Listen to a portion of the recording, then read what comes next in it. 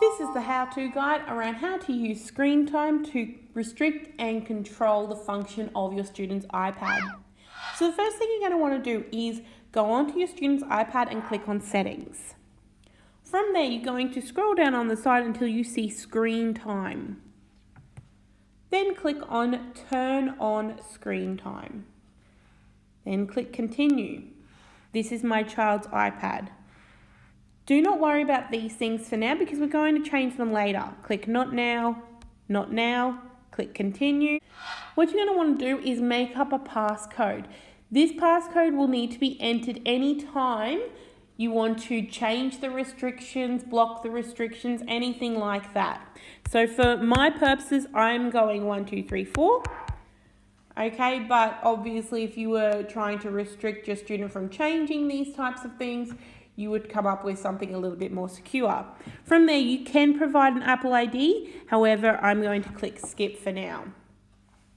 Okay, so once screen time has been turned on, this is what it looks like. First thing we're going to look at is downtime. If I click on that, you can see downtime right now is turned off. I'm going to turn it on.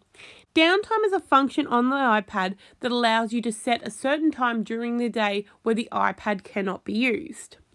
So if you would like that to happen, what you need to do is choose the time during the day when you want the iPad not to be available. Okay, so you simply click on the from and to sections and choose the time within there. You can customize the days as well.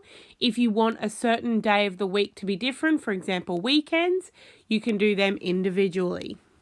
So that is how downtime works. This is what the iPad looks like during downtime. If I try to click on one of the applications, it comes up with this. We're now going to look at app limits. App limits is a function of screen time that allows you to set time limits for certain apps. So if I click it there, it'll ask me to add a limit. Put my passcode in for screen time, and it comes up with all the apps. Now, if I wanted to limit the amount of time my child was spending on entertainment apps, I could click the tick next to entertainment. However, sometimes it's unclear of what that is including. So I'm going to click the arrow next to it and it comes down with all the different apps that the iPad considers part of entertainment. Now, I might decide that there's some there that I don't want to have a time limit on. So if I unclick entertainment and I just select the ones that I want to have a time limit on. Once I'm happy, I click next. Now it will ask me how long I want to set the time limit for. So I may say that my child can use these apps for 1 hour every day. If I want to customize the days, I can go in and do that as well. So on a Sunday, they can have 2 hours. Okay, so you can do those types of things. Once you're happy, click add, and you can see there that limit has been added. I can add another limit and choose the different apps. You may have different time limits for different apps, and they will just all be listed in the app limits. Now we're going to look at the always allowed section.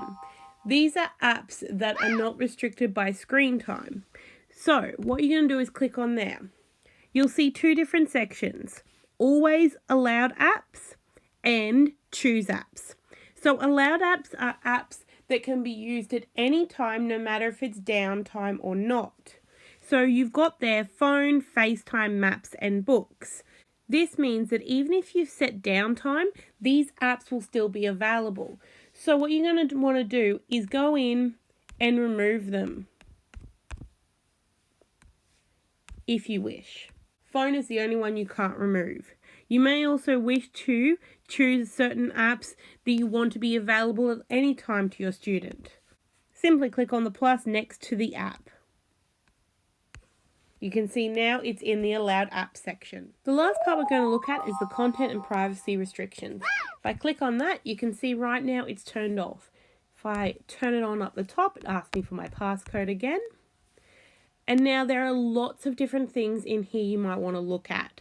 First off, in privacy, things like location services, share my location, photos, there may be things in there that you want to change. Simply click on it and you can click don't allow changes. Okay, so depending on how you want to control your child's iPad will depend on which things in here you change. Things like passcode changes down the bottom, account changes, all of those might be important for you. Up the top, there are some really important ones, such as iTunes and App Store purchases. If I click on that, installing apps, right now it's on allow. This means that my student can go on here and they can install apps from the Apple Store. So if I click on that and click don't allow, they now can't do that. The other thing you might want to do is look at content restrictions. Content restrictions are around ratings and things in media apps, game apps, things like that. So you might wish to have a look at that and work out if you want to place restrictions on types of movies and content your student is watching. So that's some of the things around content and privacy restrictions. The last thing you may wish to do is turn off screen time.